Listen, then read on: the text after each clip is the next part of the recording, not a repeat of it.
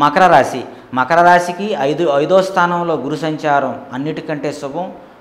కోణాలైనటువంటి పంచమ నవమాల్లో గురు సంచారం మంచిది కనుక ప్రథమ కోణమైనటువంటి పంచమంలో పూర్వపుణ్యం అంటారు కాబట్టి పంచమంలో గురు సంచారం జరిగితే సంతానం లేని వాళ్ళకి సంతానం ఉంటుంది.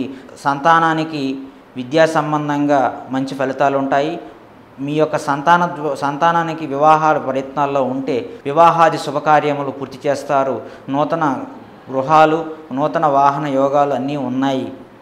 పంచమంలో గురు సంచారంలో మీరు తప్పకుండా ఎప్పటి నుంచో దీర్ఘకాలికంగా మీకున్నటువంటి అభిష్టము కోరికలు సిద్ధిస్తాయి. పంచమంలో ఈ గురువు లగ్నాన్ని చూడడం వల్ల, జన్మరాశిని చూడడం వల్ల, అదేవిధంగా భాగ్యాన్ని చూడడం వల్ల మీ తల్లిదండ్రులకు మంచి జరుగుతుంది. మీకు అన్నింటా విజయం చేకూరుతుంది. ఉద్యోగస్తులకు పదోన్నతులు, అధికారుల నుంచి పై అధికారుల నుంచి ప్రశంసలు పొందుతారు.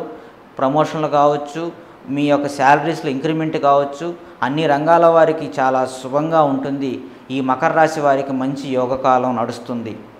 3వ స్థానంలో రాహు యోగిస్తున్నాడు. అదేవిధంగా పంచమంలో గురువు యోగిస్తున్నాడు.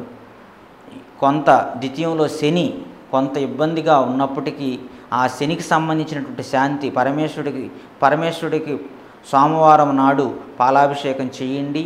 ప్రతి బుధవారం విష్ణు సహస్రనామం చదువుకోవడం ద్వారా ఏ సమస్యలు లేకుండా ఈ యొక్క పంచమంలో గురువు యొక్క ఉన్నటువంటి గొప్ప యోగాన్ని మీరు పరిపూర్ణంగా పొందగలరు.